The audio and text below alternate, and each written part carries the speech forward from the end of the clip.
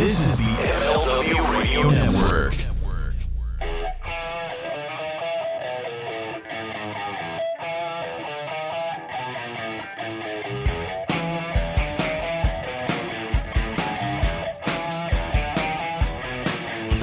Welcome, everybody, to the Mind of the Meanie, your weekly peek into the world according to former WWE superstar, ECW original, and AEW's own, the Blue Meanie. We'll cover wrestling, music, movies, sports, and lots of useless knowledge, all contained in the Mind of the Meanie. I am your tour guide, Josh Shernoff, and he is the talk of the town, the Blue Meanie. Meanie, what's on your mind?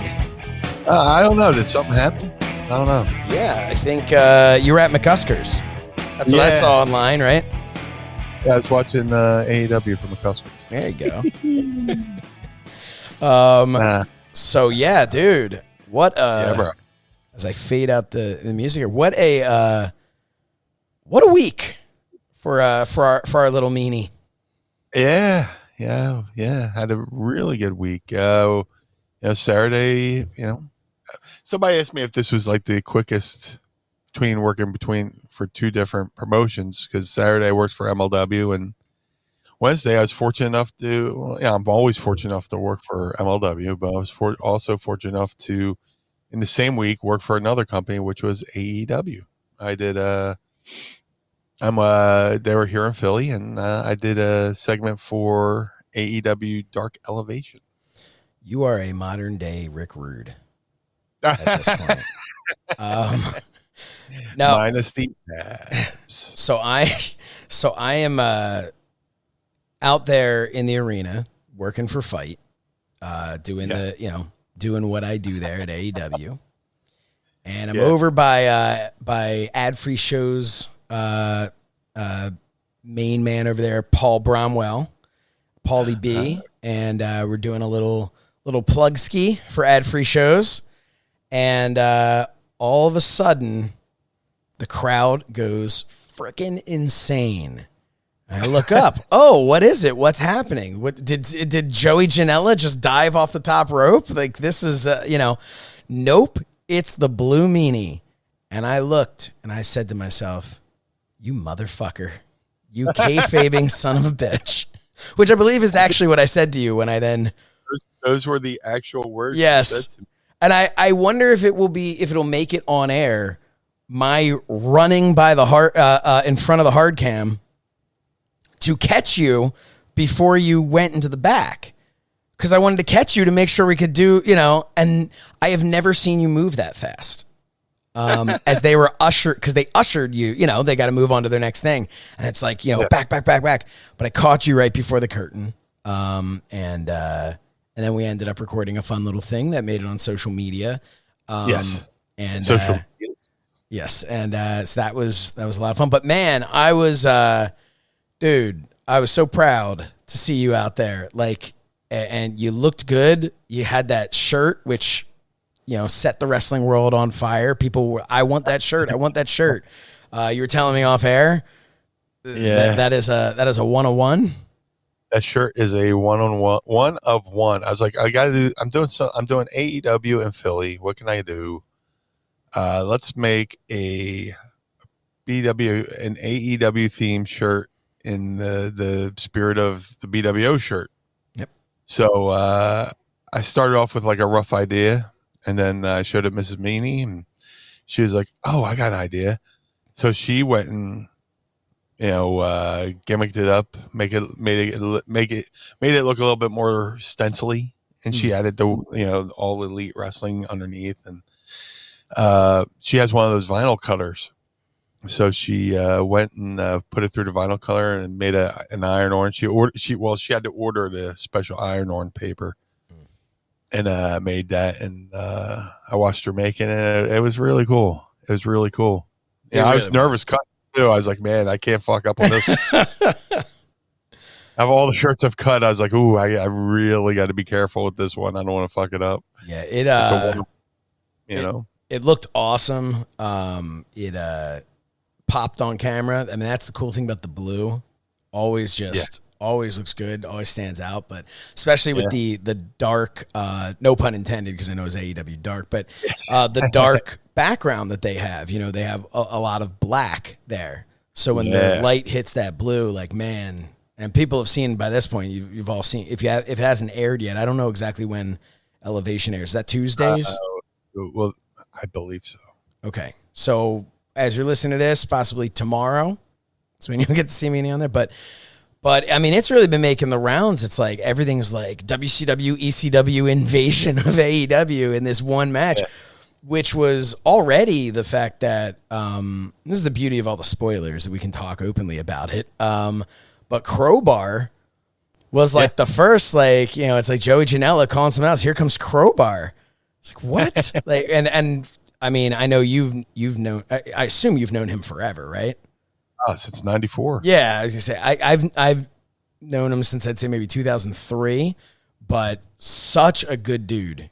And like, he is a really good human being. So to see him come out there in 2021, it's just, I mean, it's a feel good thing. And then, you know, all of my anger aside of you kayfabing me, all of that went out the window because I was just so happy for you to see you come out there, and the pop for you. Like, I'm not joking. When I first heard it, I'm like, oh, there must be some huge, some major move just happened or something. Like, people went nuts, and that has got to be a good feeling. It's a feeling, man. Because you never know. You never know when you're going out there how people are going to react. And all day, like, people are like, you're going to get a reaction, huh? I was like, I hope so. Fucking Dustin Rhodes comes up to me and goes, Meanie, you're going to get that fucking Philly pop. I was like, I hope so, man. I hope so. Yeah, I was like, I'm cautiously optimistic with, I'm in the business since '94, and, just the things that you think will work, sometimes they go, so I went out there with the best intentions, and it was really cool, man. That whole day, just, leading up to it was awesome. Well, first of all, to be able to, see your mother, I don't know how long it's been. Yeah, dude. He's one of the best, and me and him had a really good talk, and it's good catching up with him. We're just chilling by the gorilla right before I was going out, and it's like, Meanie, you gotta go out there and get that pop. And I was just like, oh man, this fucking pressure. No, but it was cool. They, I had reached out a while back with someone who I don't want to put out there, because then everybody be like, hey, can you get me in? And then just say it was Nova. Everybody track him down and just start asking Nova. And then that person was like, hit me up, closer. I did. And then I got contacted back Thursday. Hey, can you be at TV? Absolutely. Yep. And, don't tell anybody. All right.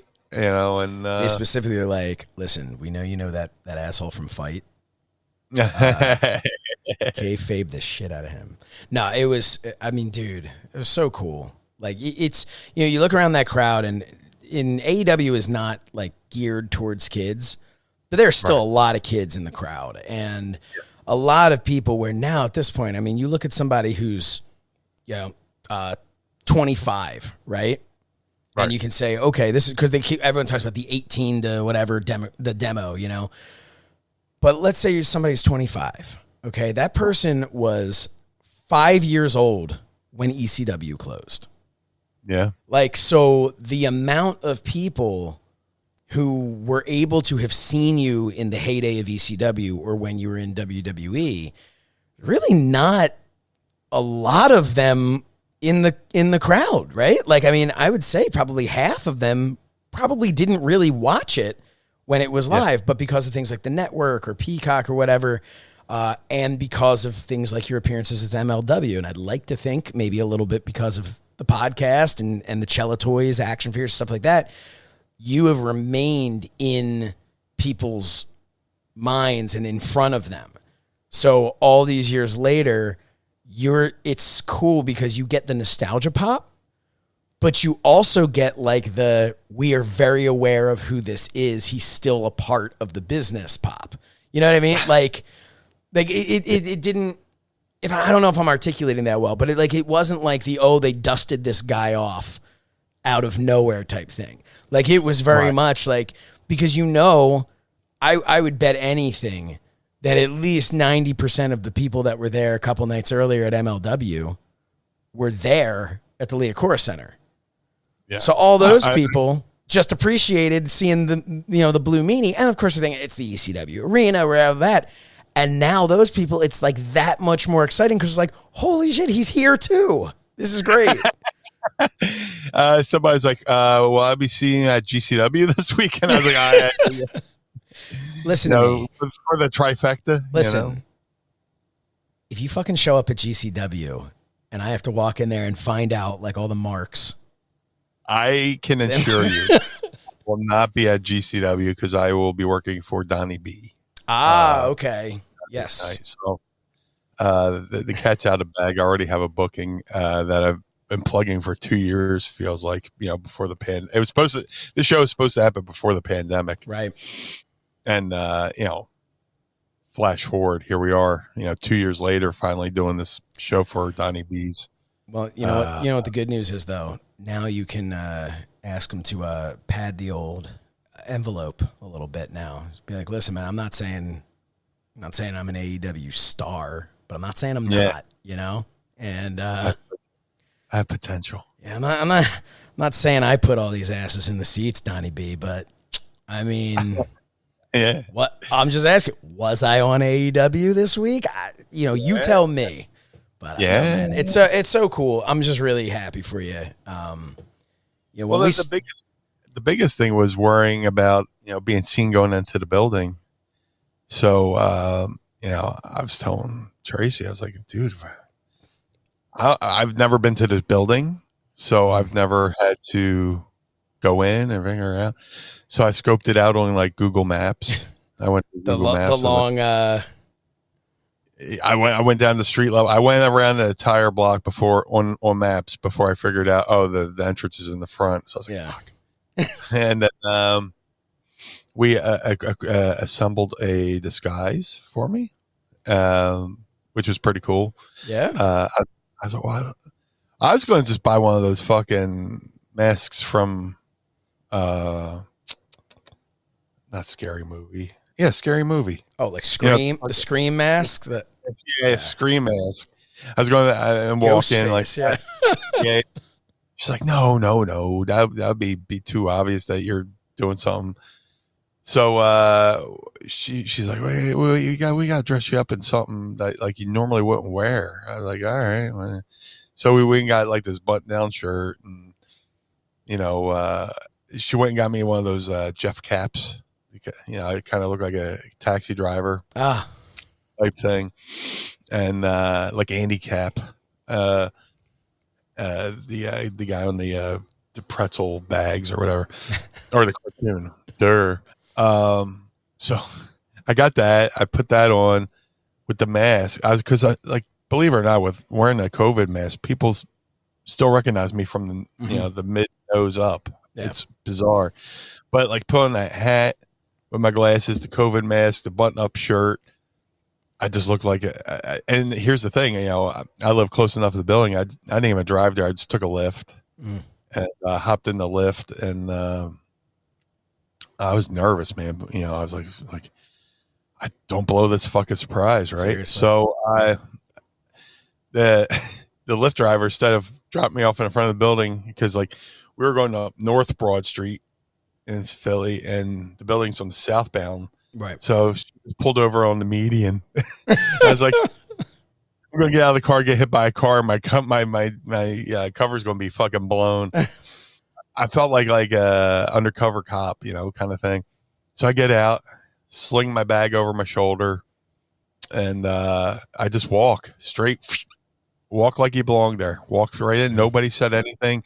No, hey, me. No, nobody even looked at me. So I was just what time did you get there? Were fans already out? There's fans there, yeah. I got there about 1:00. Man. So I just walked down I was halfway down the ramp, and I went, oh shit, let me finish my lift before I go in the building and lose reception. I had to give my driver 5 stars, Yeah. And I'm standing there, a fucking crowbar walks right by me. Didn't even notice me. So I was just standing there, and I go, hey, Chris. Yeah, kayfabe, that's his name. Hey, Chris. He turns around, and he's like, doesn't register anything. And I just pull down the mask and go, and make a face at him. He went, holy shit. Now, did you know, at that point, did you know you were doing something with him or no? Yeah. Okay, yeah. so when did you find out that you were going to be doing something with Crowbar? Like when did you find out what you were doing? Maybe Saturday, Sunday. Okay. And I popped even huge. Like me and Crowbar both popped huge because he's got 3 years on me in the business, but I met him in '94 when I was literally in Al Snow school, and Al Snow was coming out for the Corluzo convention and the NWA title tournament. That's the weekend I first met Crowbar, and when he was Devin Storm, yeah. And he was coming out to Iggy Pop's Wild Child, which won him over to me because I love that song. Because that song was in the Adventures of Babysitting, but and Elizabeth Pugh. But yeah, I've known this guy for 20. Yeah. I've known that guy for like 27 years, and we've always been on shows, but we've never done anything together. Oh wow. So just we're just thinking of ideas, and we both agreed that his character, my character, is like an updated version of like Raven and Meanie kind of thing. He's like this dark, brooding. He's updated his character so much that, and credit to him, he's constantly putting content out on his YouTube and stuff like that, where he's learned how to green screen and edit and all this stuff. He does these, promos, and they're great. And he's got his own music. It's like classical music that goes into like rock and stuff like that. But it was so cool. And we're like, man, this could be like another Raven Meanie thing, if we click right and do things and stuff like that. So when we got to the building, you walk in, you check in with security, and they're really good with the whole COVID thing, checking you and stuff like that. So went through those protocols, and then walked around, and it was great just seeing everybody walking in, saying, hey, how you doing? And then you get there and you see the board, the big board with some of the matches, the pre-Dynamite matches, and right there, Crowbar with Blue Meanie, blah, blah, blah. And I was like, oh man, this is, and again, I've been in this business 27 years and I've done plenty of TVs. You could be right in the gorilla position, get ready to go out, and man, your segment got cut, that kind of thing. So you're like, oh, but and it was just great to see everybody and catch up, and catering, it's always good to see catering. Oh, it's fun. When did you know when they first said, hey, can you be a TV? Did you know that you weren't going to actually be wrestling, that you were going to be managing, or I guess in the corner? I was fine with whatever. When did you find out that you weren't wrestling though? I probably over the weekend. Okay. Well, I know I was mad. They're like, you're going to manage Crowbar.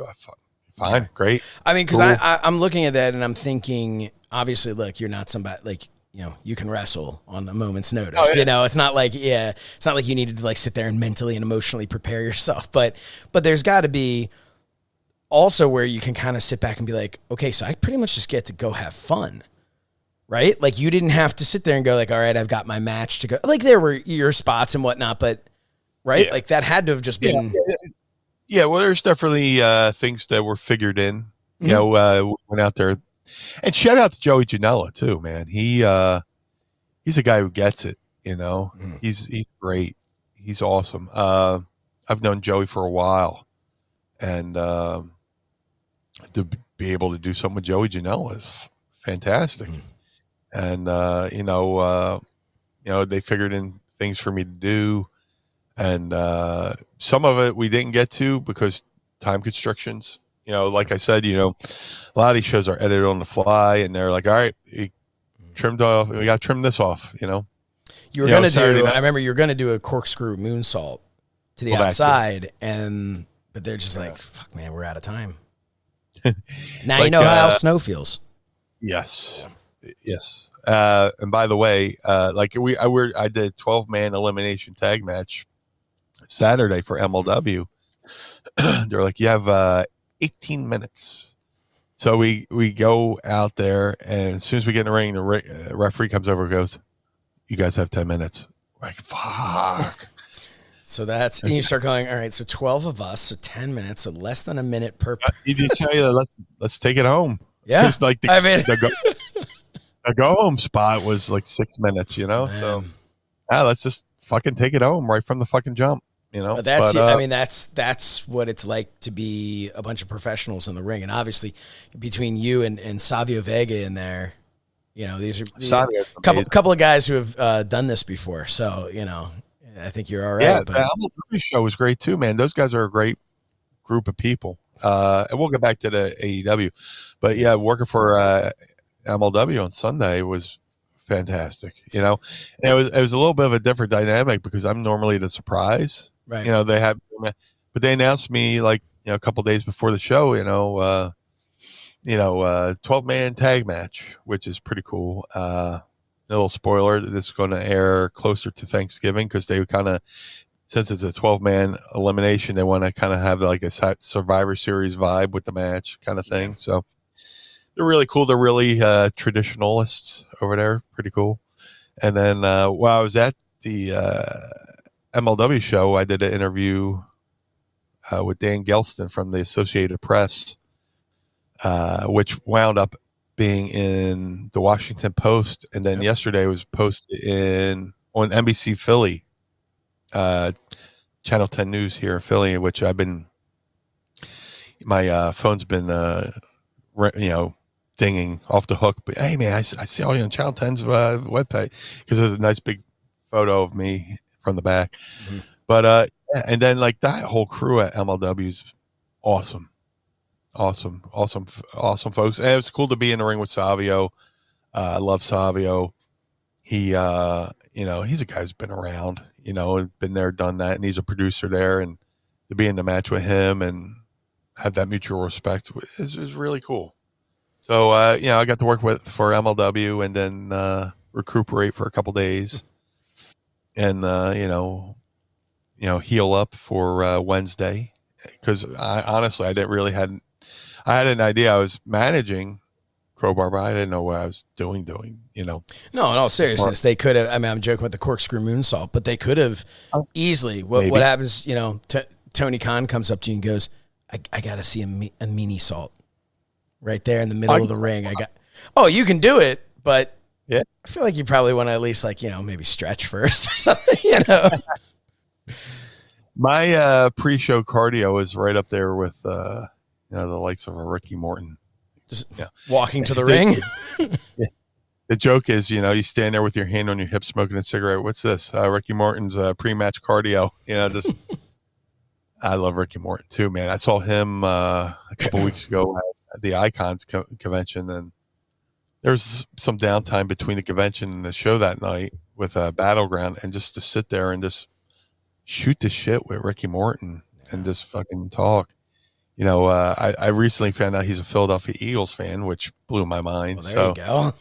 We started talking about that. We started talking about life, just to talk life with a legend and seeing how much you have in common. And, It was awesome. It's been an awesome couple of weeks between the Icons convention and MLW, AEW, and then this weekend we got Donnie B's show coming up, which will be fine. And this might be the last ever BWO match. Who knows? I think Nova's been talking about wanting to hang it up, and it's in his hometown, home area.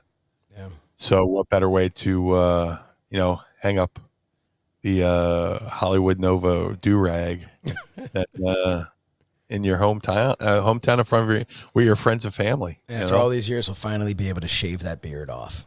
No, that's really, that's cool. And I if that is his last one, what better to do that in front, working at his brother's show, right? In front of like that. That's just, that's cool. We're wrestling. Are you familiar with Rick Ratchet? Not like too much, but I know the name. Rick Ratchet was a Dennis Corluzzo staple. He was the Nature Boy Rick Ratchet. Yeah. Nothing like Ric Flair, but he's such a great character. He's his real name's Pete, salt of the earth type guy. Outside of wrestling, he's made a couple very successful nutritional companies. Oh, cool. He's doing really well on that. He's like cornered the market on a bunch of different stuff, but in the ring, he is like one of the funniest guys. And he just did a promo for our match coming up where he's outside and he's got like a barbell loaded up with all these plates. He's like, I'm getting ready for my match. And he does, it looks like 8 plates. He bends over, does like a couple back things and stuff and puts it down. And he stands in front of the camera.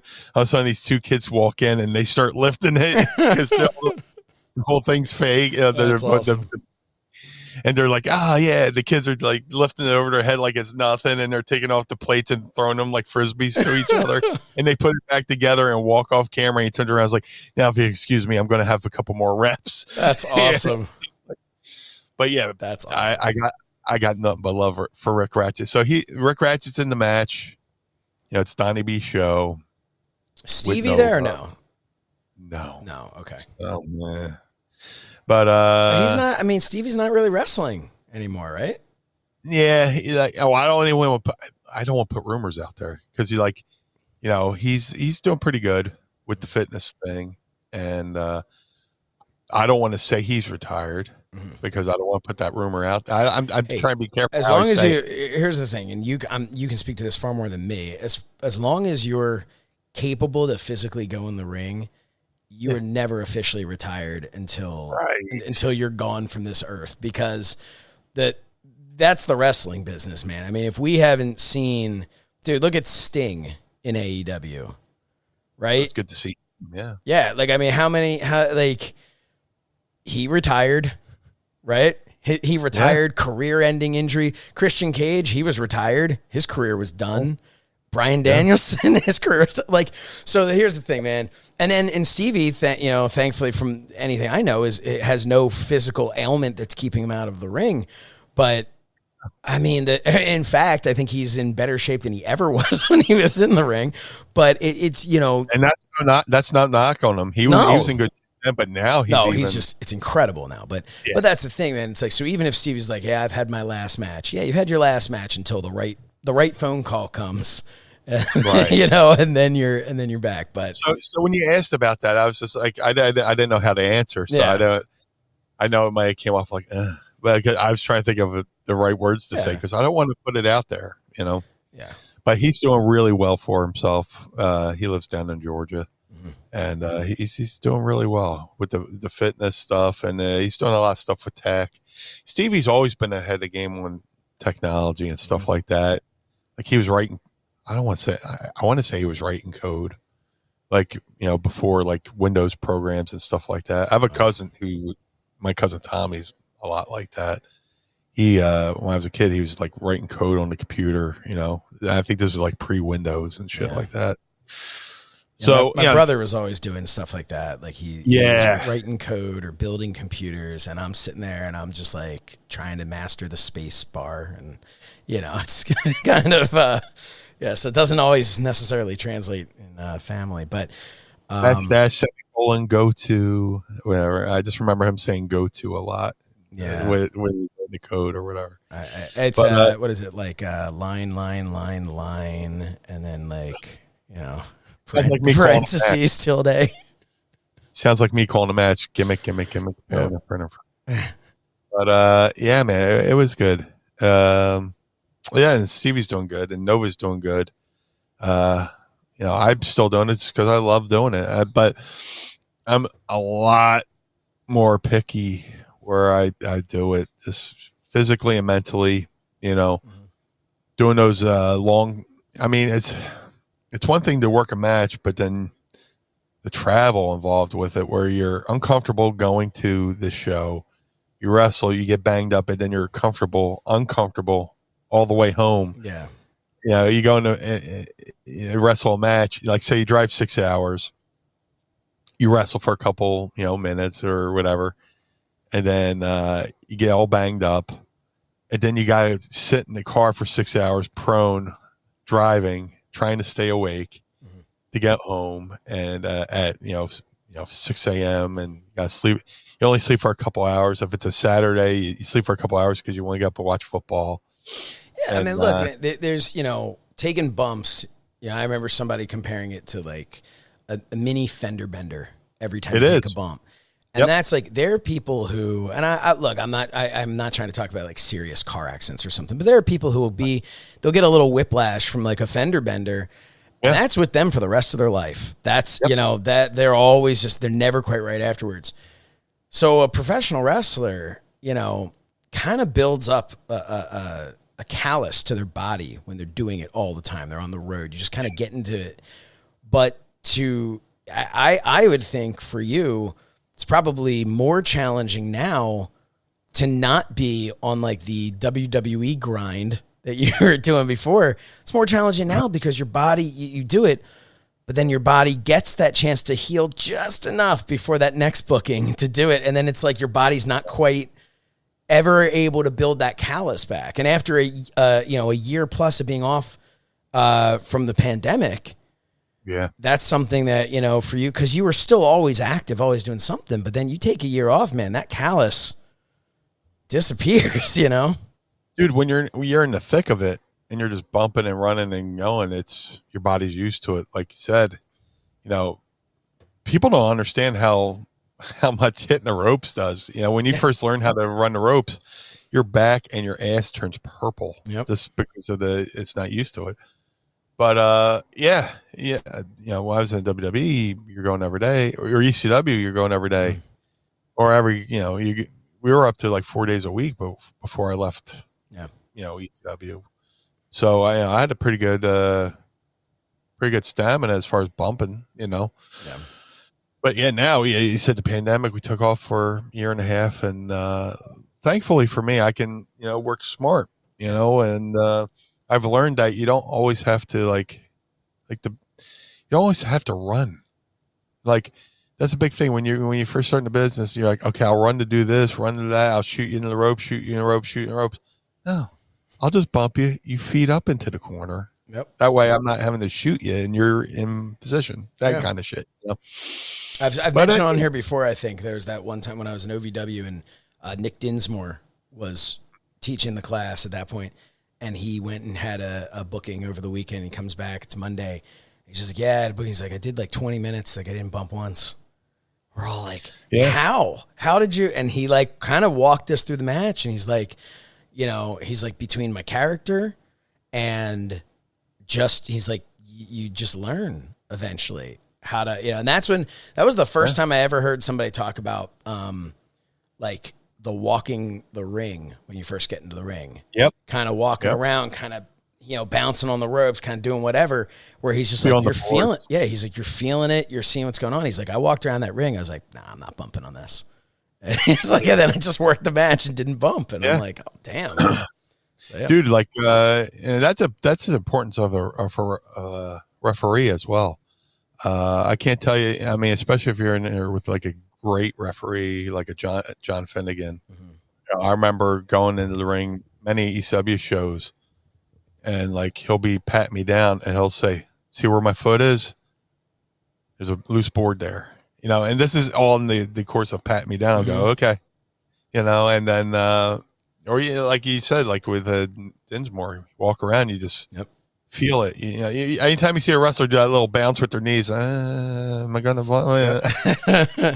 They do that little bounce. Watch the match. They're never gonna bump in that spot when they did that bounce. Yeah, one of my favorite things was I did a show in Wisconsin years ago.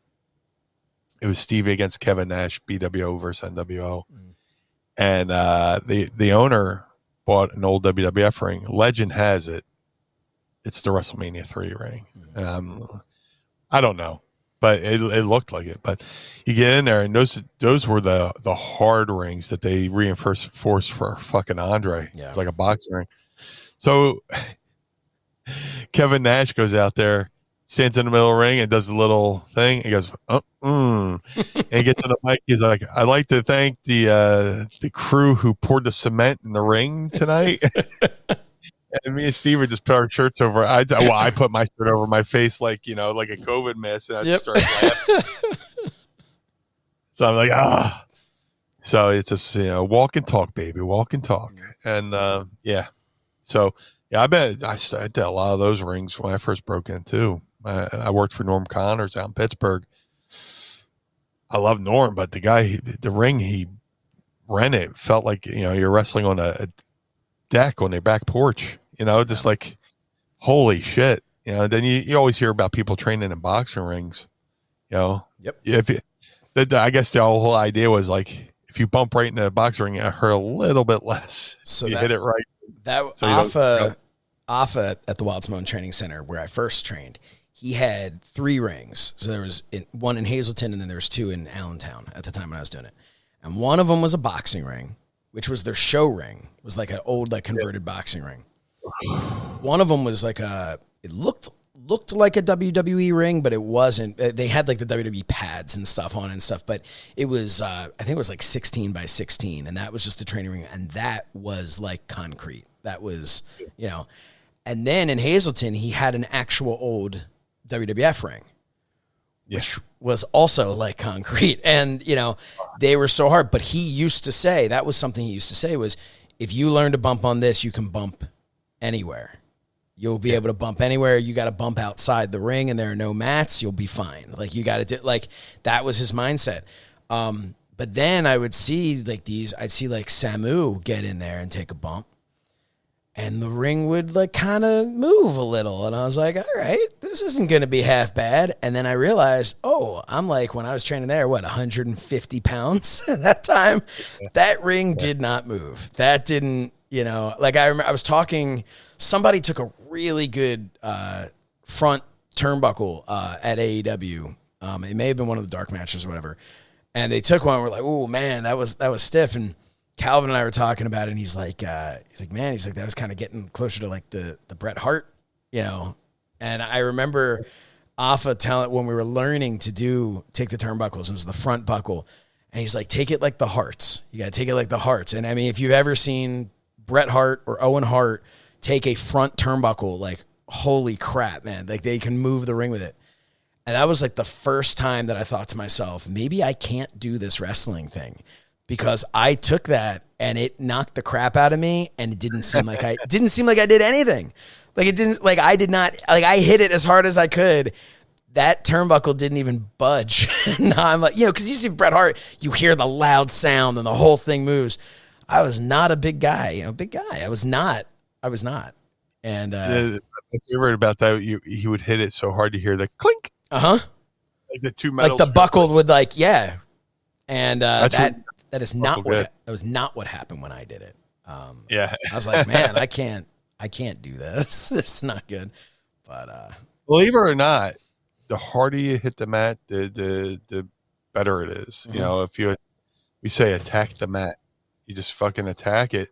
The harder you hit it, the better the give. Yeah, and sometimes to an extent, if you're higher up, I've always found that the bump is a little bit easier the higher you are, to an extent. If you then get that much hot, you know, if you're talking the Jeff Hardy Edge bump in the TLC, that's a different story. But it's like, I would sometimes rather take like a power bomb than just take, you know, like a short arm clothesline or something, right? Like, because you have a little bit more, I don't know if it's more time, a little whatever, but it just doesn't hurt quite as much.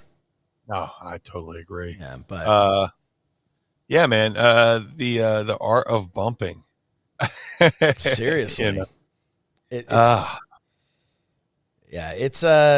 you know what though, man, looking back on this past week, just, you know, like I said before, like, I was so happy for you, so proud of you. Like, and it's really, you know, AEW. It's surreal. Yeah, I mean, the AEW, Tony Khan paid so much respect to ECW and how important it was. And it was one of those things where you look at it, and we were talking off air, like, it's 2021. ECW closed 20 years ago. And, like, it really, you know, in the moment there, you felt like ECW was doing something special.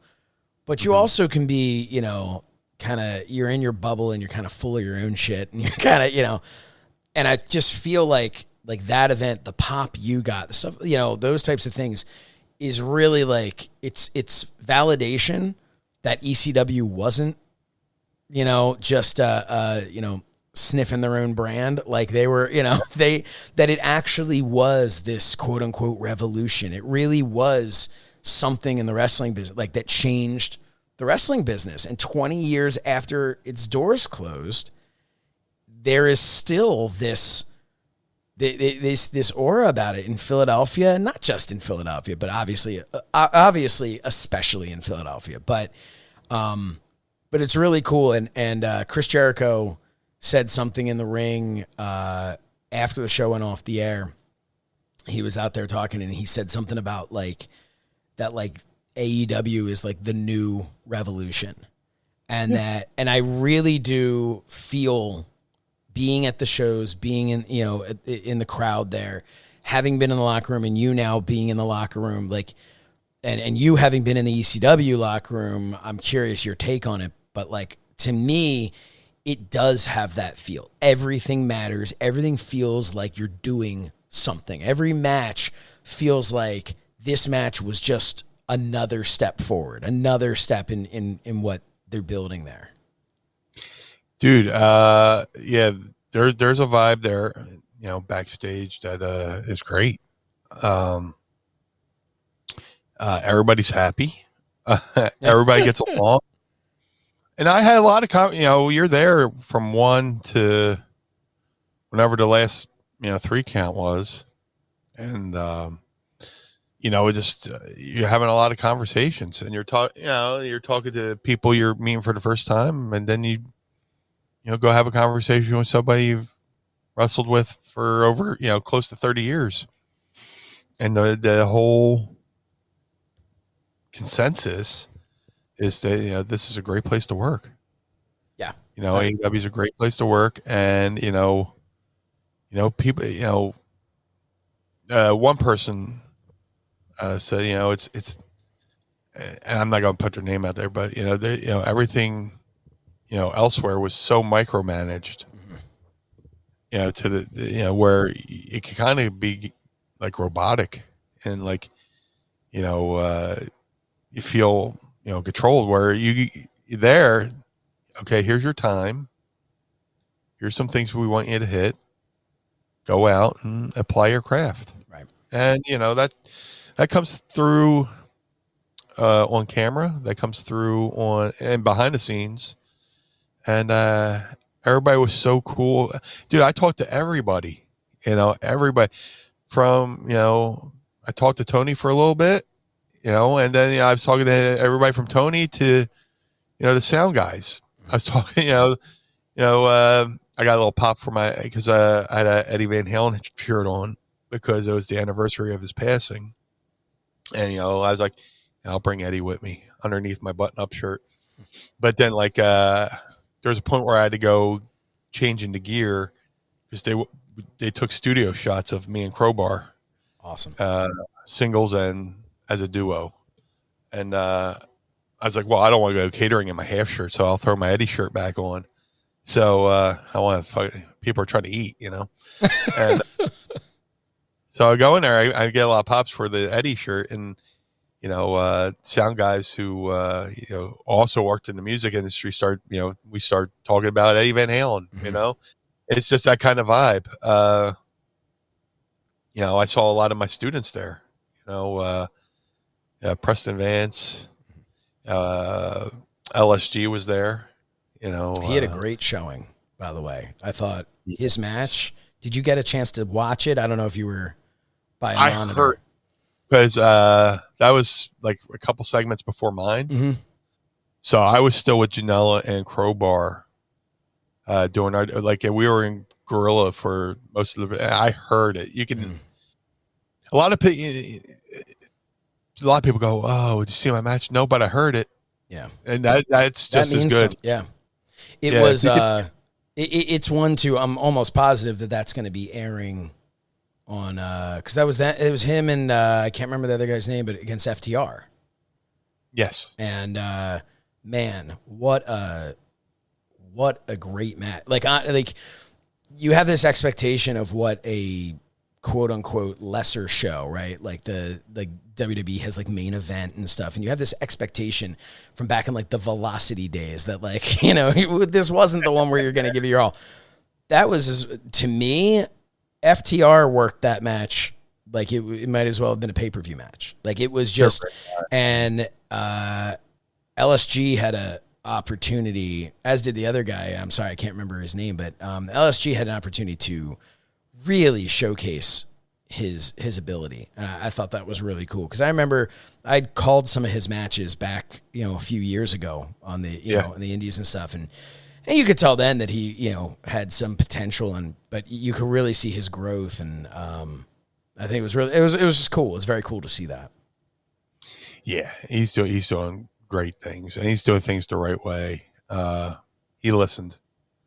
There's things you do in the ring, and there's things you do behind the scenes as well. Yeah.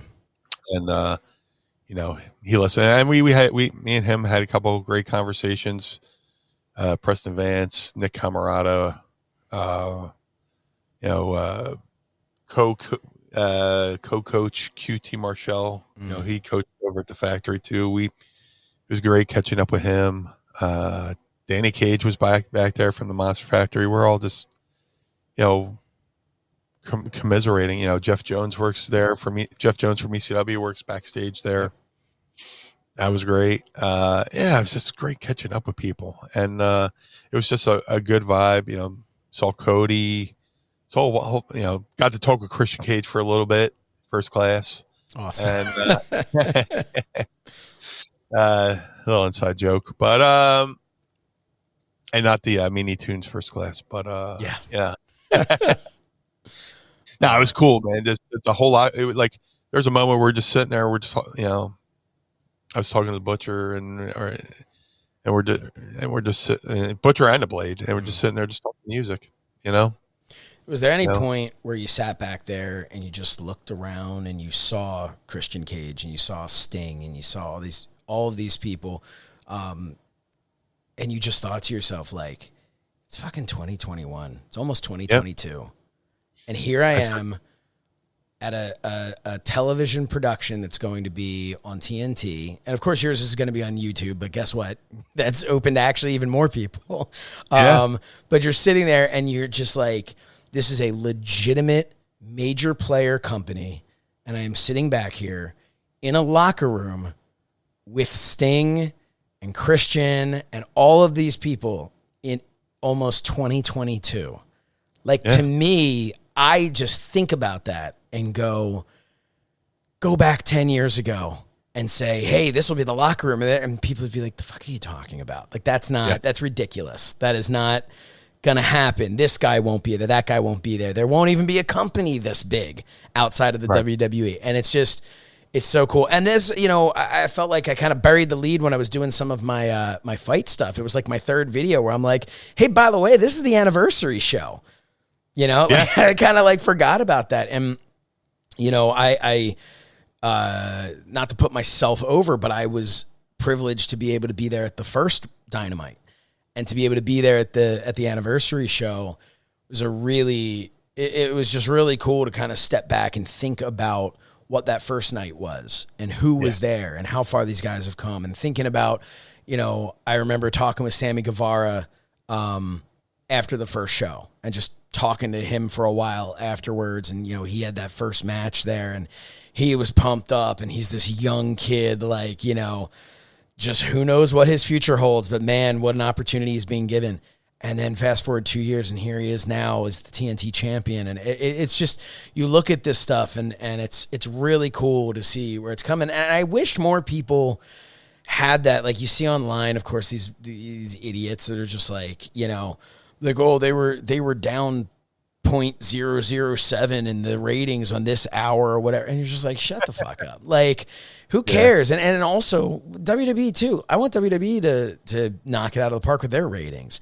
Every time I see AEW get closer to, to beat them in a demo or something like that, I look at that and go, good. Not because I want WWE to fail, but because I want WWE to succeed. I want them to do what happened when WCW started kicking their ass.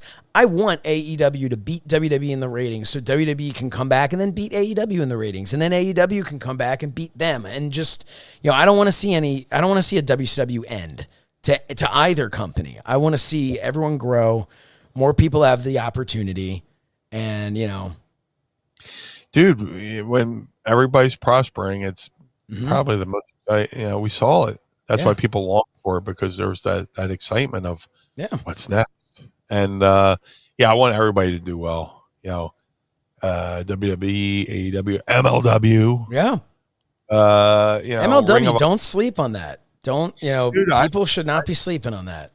I just said it in a piece. I was like, I get it. AEW and WWE get the most attention, but don't sleep on MLW. Yeah. I mean, they're put on some really good TV, and now they're on Vice. Yep. Which fantastic. And that's something that I want to, because somebody had asked me at one point, they're like, oh, do you not, like, is MLW like not a big deal because you're not covering, why aren't you covering it anymore? I want to make it very clear. MLW is not on FITE anymore. They have another deal. I still, first of all, we're on the MLW radio network, so shout out to that. But Court Bauer, I think, is awesome, doing an incredible job. I think MLW is hands down one of the best wrestling shows out there. But I did have a couple of people, I guess because they were in Philly, and it was like, oh, well, why aren't you going to be there? Because obviously shows in Philly, I'm usually there covering it. So I just do want to throw out there, there were, I didn't cover ROH recently in Philly because of COVID protocols. It was just, we weren't going to do that. We weren't going to have the access, that it just wasn't necessary to do. Love the people there. And MLW, I mean, I'm jealous because I would love to go work and do stuff there. They're awesome. It's a great locker room. It's a great product. Always going to be an amazing audience there. So just want to kind of throw that out there for the few people. It's only a couple of people, but I just want to make that clear. They're on a different network, and more power to them. That's awesome. Yeah. But that's the only reason why I'm not talking very much about MLW these days. Not because I think they're not. I mean, they're awesome. They are just getting better and better and better. Yeah. And talk about locker rooms. That's a great locker room as well, man. Mm-hmm. Everybody from Court Bauer to, people who sell the merch to the rest. Everybody at MLW is fantastic. Yeah.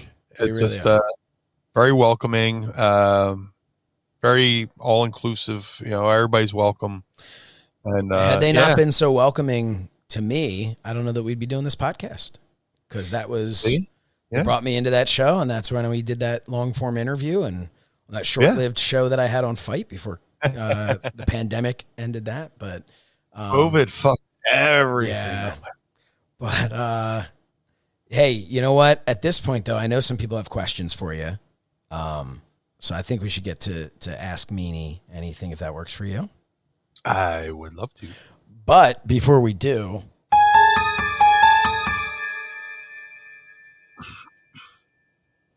that's not the scream sound. Do you have the scream? Hold on.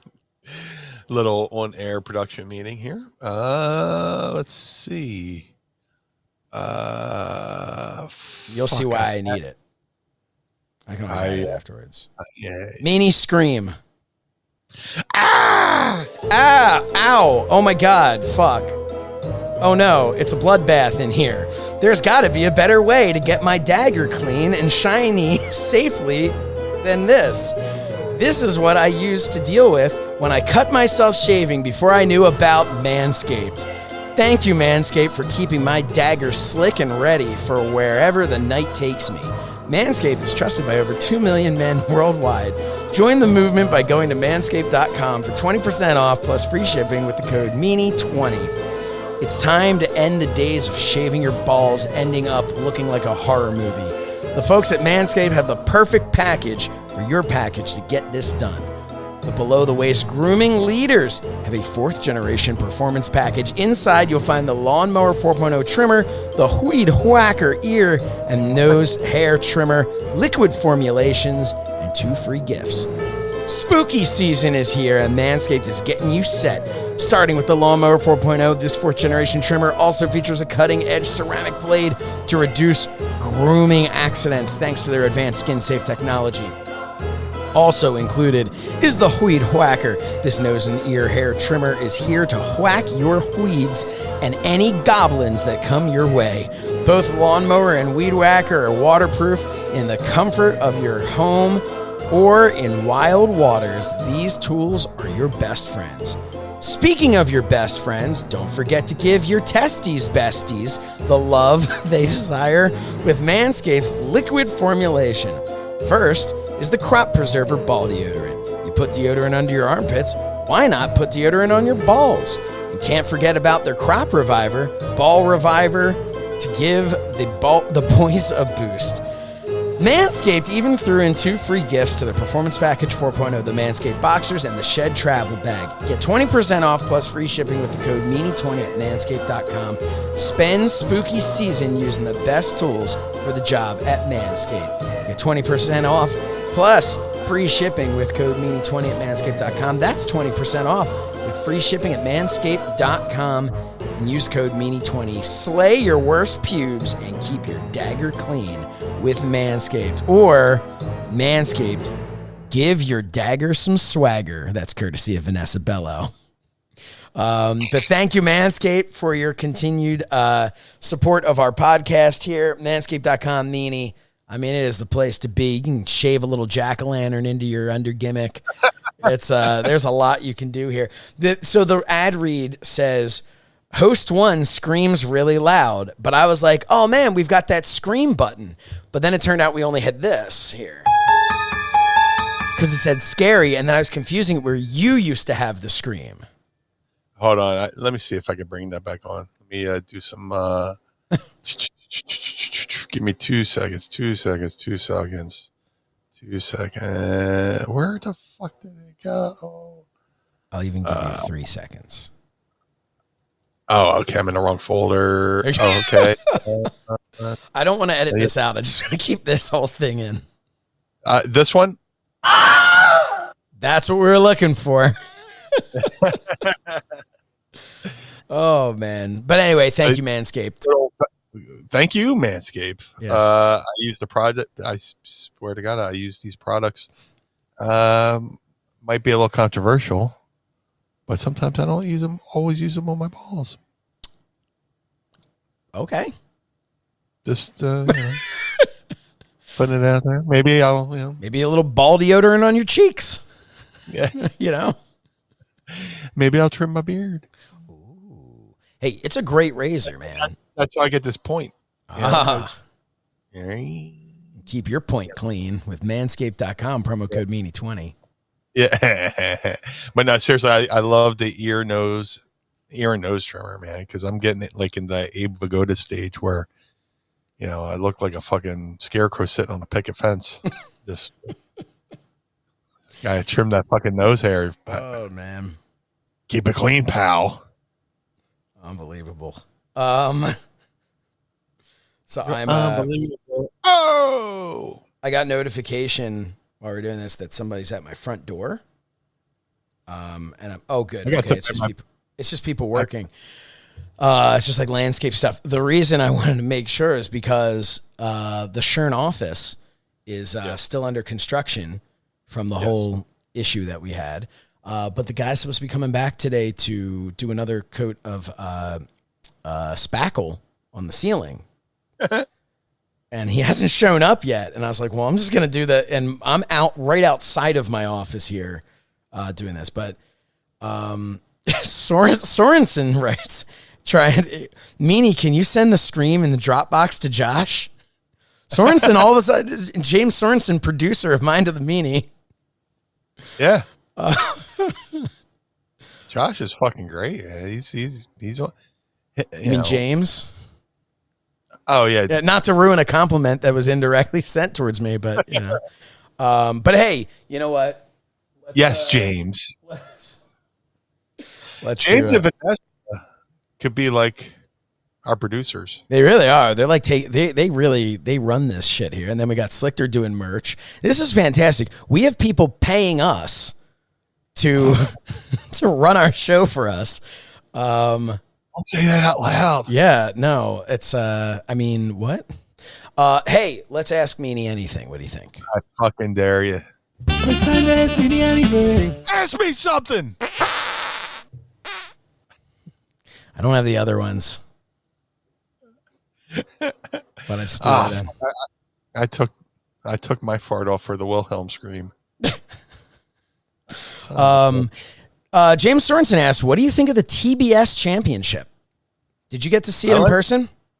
I saw the TNT belt up close, which is cool. That's a new one too now. They it's like encrusted on the TNT logo there. Like it used to be a mirror. Yeah, it was a mirror. It was like that red one, which I liked because it reminded me of the U.S. Tag Team titles. And then I liked Miro's, which was like the green leather. And then Sammy's is really nice. Sammy's a great guy, man. I did some for his video. That's the thing. I did other stuff there. I did stuff for I don't want to say. I know I did stuff for Sammy's video blog. And I did something else that was really cool. Hopefully it doesn't hit the cutting room floor for somebody else's online show. Okay. I did a couple. Yeah. So like after the show, I was like still doing shit. It was great. That's awesome.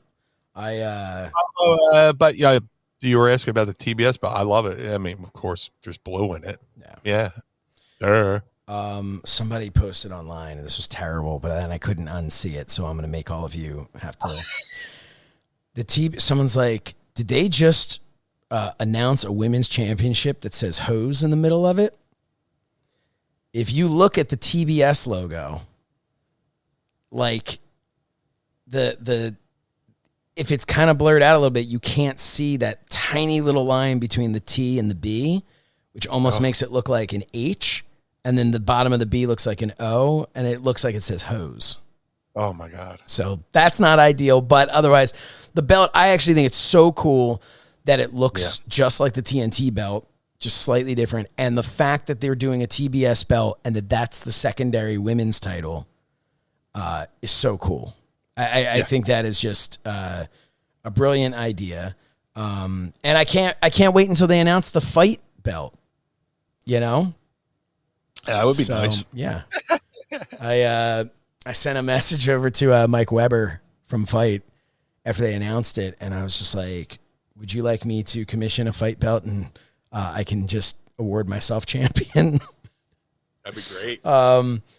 Look, it's a weird thing. What I'm waiting for is AEW to go overseas, for AEW to do something like in the UK, right? Oh, they have to, right? Eventually they will.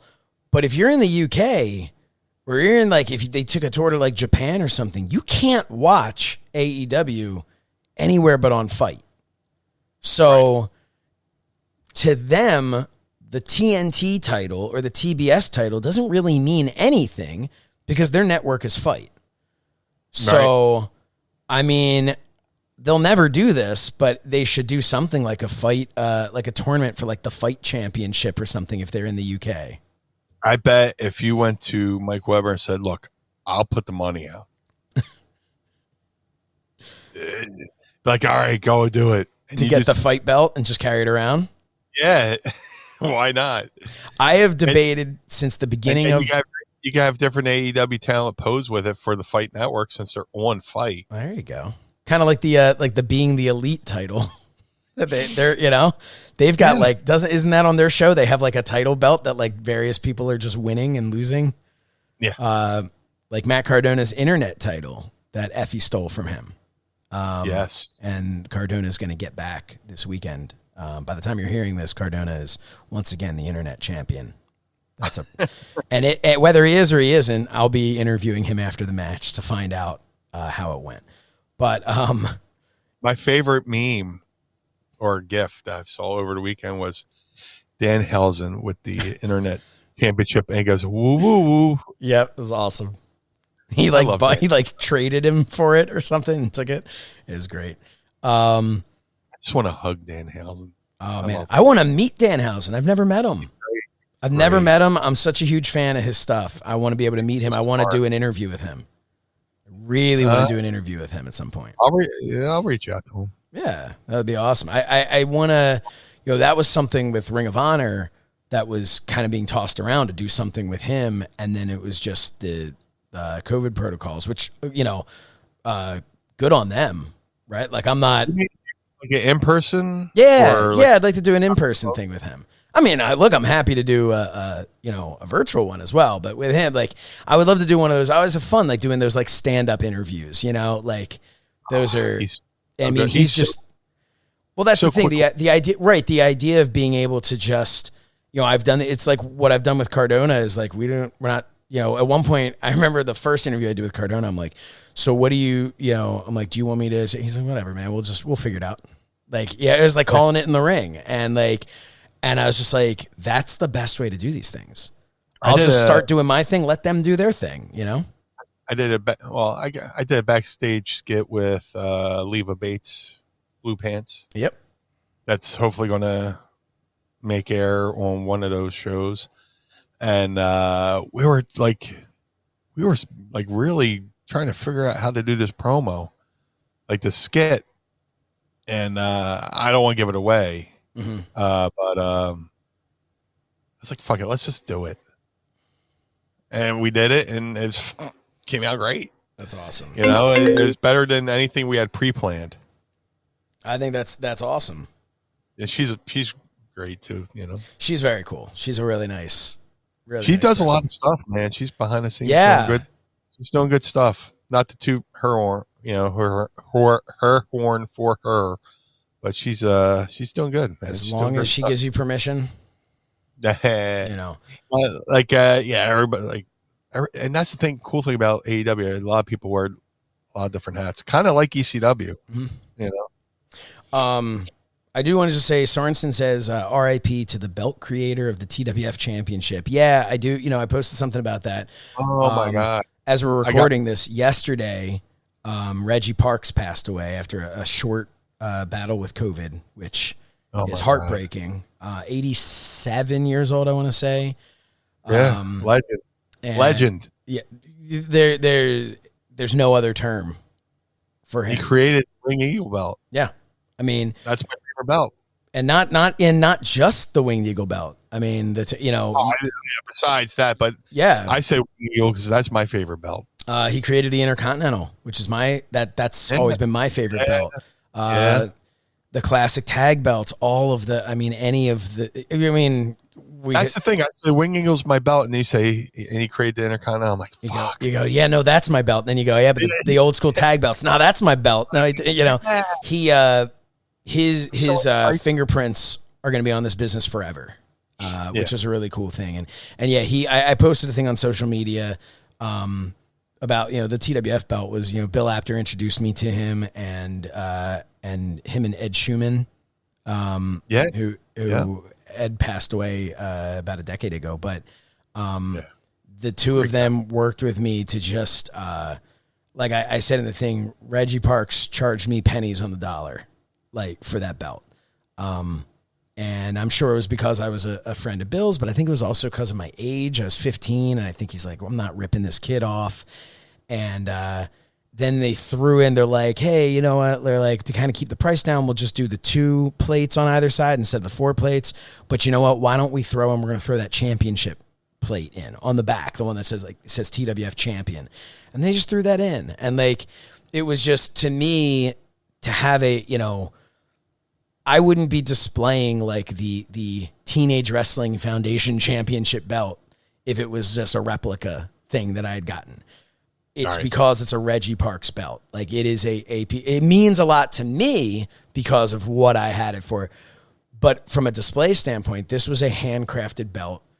The leather was handcrafted. This was a Reggie Parks, and that's, you know, something I've always proudly displayed and will continue to. But, you know, it's kind of, again, a belt from Reggie Parks. It's kind of like what's his name, Les Paul, making you some guitar. You know, well said. You know, he cut the wood. You know, he screwed the neck in by hand, and he polished it. He put in the strings. He put in the pickups.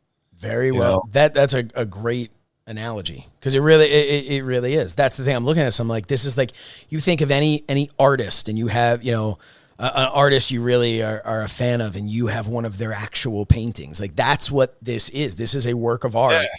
And it's so, you know, rest in peace to him. Get people fucking get vaccinated.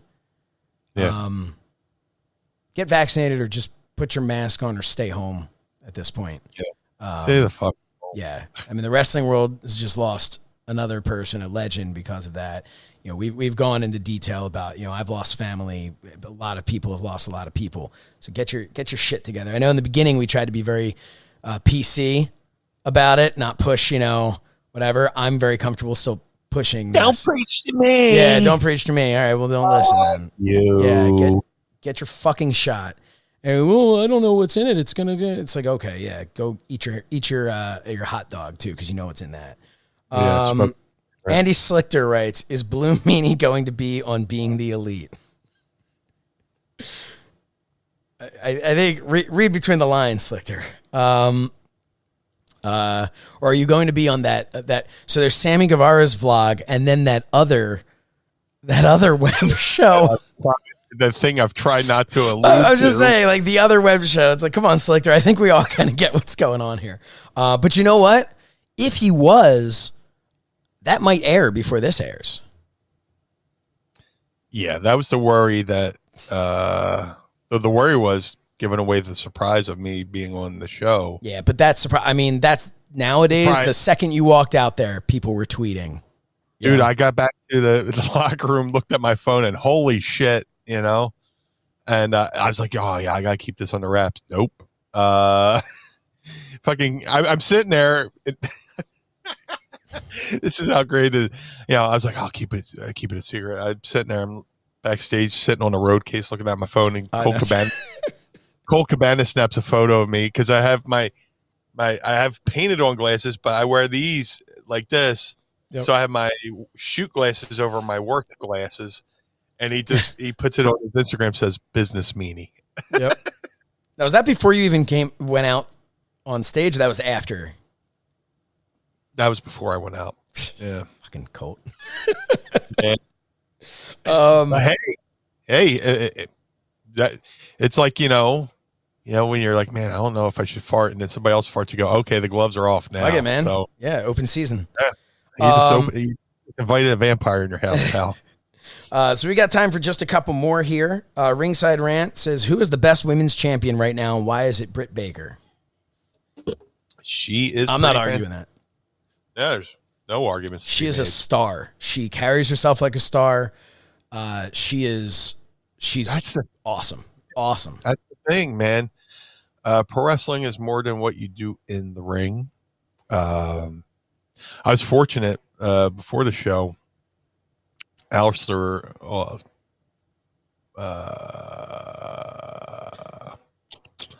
Malachi Black. There's three names. Jim Ross had the same issue on air, and people gave him shit for it. It's like, dude, the guy has had how many names at this point? It's tough. But Malachi Black was doing kind of like a pre-show kind of seminar with some of the younger talent. That's awesome. I got to sit there. I stood there and listened, and he was kind enough to. And I know this is about Britt Baker, but I'm alluding to something you just said. He says something to me. He's like, I got a chance to tell the guys, wrestling's more than what you do in the ring. If you're a pro wrestler, it's almost like being law enforcement. You're that job 24 hours a day, 7 days a week, whether you're at the bank or out the mall or in an airport. You have to carry yourself a certain way. And Britt Baker does that. She is a star. In every sense of the word. Yep. She really it doesn't is. matter. I mean, it helps that she's a great wrestler, great worker. But, you look at her and you go, she's somebody. Yep. Agreed. And that belt's great too, man. Speaking of belts, I saw that. Yeah. The first one was really nice. And now it was a little small. It was a little small. Yeah. And so, but I like the design. It has a very like old school feel to it, but it's really cool. James Sorensen says, this question is from Josh from Philly. Hey, Meanie, why did you kayfabe Josh? All right. We got comedy writers on this show. Yeah, look at this. All of a sudden now. All right. Sorensen's a grade A ball buster. Seriously.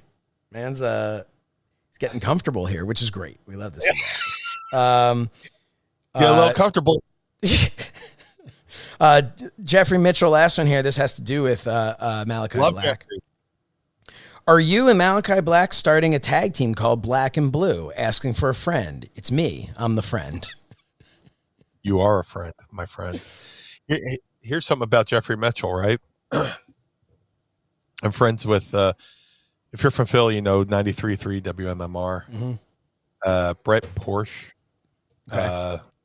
The rock and roll guy, but loves wrestling. Like he'll do like his reads over like Brock Lesnar's ring music on the air and stuff. He sends me a photo. He goes, dude, I'm at the Union game. I see a BWO shirt. He sends me a photo. It's Jeffrey Mitchell. It's like, it's my boy Jeff. That's awesome, man. So I love our community, man. Yeah. I talk about communities, AW's guy community. We have our community. I love the wrestling community. Sometimes I wish the wrestling community wouldn't fight with each other so much. Yeah. Because in the outside world, we're a bunch of dorks. Seriously. Yeah. Like the rest of the world makes fun of us because we like wrestling. Yeah. Here we are fighting each other when we should be banded together to tell the outside world, fuck you, we love wrestling, Last question here from Shackleford. What's that? I love Jeffrey Mitchell. His son's growing up way too quick. Gotta say that. Tell that kid to chill the fuck out. Last question here from Shackleford. Meanie, how was the AEW catering? Oh, fucking phenomenal. I'll send you a photo. Okay. I think they got a memo I was coming. They're like, no, we'll serve you. Like, I got to play. I went to reach for the utensils. No, we serve you. That's awesome. No, dude, it was fucking. It was good. Yeah, they don't skim on that stuff. Their catering folks are really nice too. Yeah. They have a good staff. I guess they might. I guess they use the same company. I don't know. But everybody seems familiar with each other. But yeah, I had like 3 rounds. Not in the same time. No, hey. But I went there. As soon as they get there, catering's that way. Oh, excuse me. There we go. Yep. I got a gimmick to uphold here. Hey, I got a image to maintain. Yeah. But yeah, that was great. And the cool thing is, they had the TV in there, and like they do the lunch, and then they have a dinner, and then during the course of the show, they put the show on in the catering room, which was you could sit there and watch. I watched at the monitor, so I like to watch, with the boys. Yeah. I mean, some of the boys were in the catering too, but then they have like like a late night thing. Yeah. You know, just like a Awesome. take the shit home, but yeah, we ain't bringing it. Yeah. That's awesome. Man. My favorite story is I don't even want to say. I get accused of telling the wrong stories, but like I heard this one WWE guy back in the day used to bring Tupperware to TV tapings, just because after the show there's nothing to eat. So yeah, take a plate back to the locker room, throw it in the Tupperware, and you got something for the hotel later on. Why not, man? They're just gonna throw it away. Fuck yeah. There were so many cookies. So many cookies. Well, on that note, while Meanie's gonna need to excuse himself. But I shit myself yesterday. Okay, I was about to hit our go home music. What? I'm sorry. What? I knew you could hit the music. I just trusted the fart. Blue World Order. Oh man. Well, we hope they're in the random dumpster somewhere. Well, we hope that you will trust us more than Meanie can. Check my underwear. We hope that you will trust us more than Meanie can trust his farts to always deliver a good show for all of you. You also need to join patreon.com/mindofthemeanie so you can see the visuals of what Meanie's doing here. Oh God, in your eye? To see the outline under my glasses. Oh man. Well, hey, thank you everybody for tuning in. We really appreciate it. Episode 81. Apologies to Al Snow. We'll get you next time. But hey, Al Snow is going to be joining us with a new Cella Toys line. But if you want a Mind of the Meanie Cella's toy line, go to mindofthemeanie.com. We still have a few left and a couple signed, maybe 2 or 3 signed ones left. So jump in right now. Follow us on social media. He is at Blue Meanie BWO. I am at So Says Shernoff, and we are at Mind of the Meanie across the board. Check us out at prowrestlingtees.com/mindofthemeanie and prowrestlingtees.com/Blue Meanie and prowrestlingtees.com/So Says Shernoff. Vanessa says Poo World Order. Slichter, get to work. And we will see all of you. Meanie says no. And we will see all of you next Monday, like we do every Monday, for another trip into the mind of the Meanie. Blue World Order. The world of MLW radio never stops.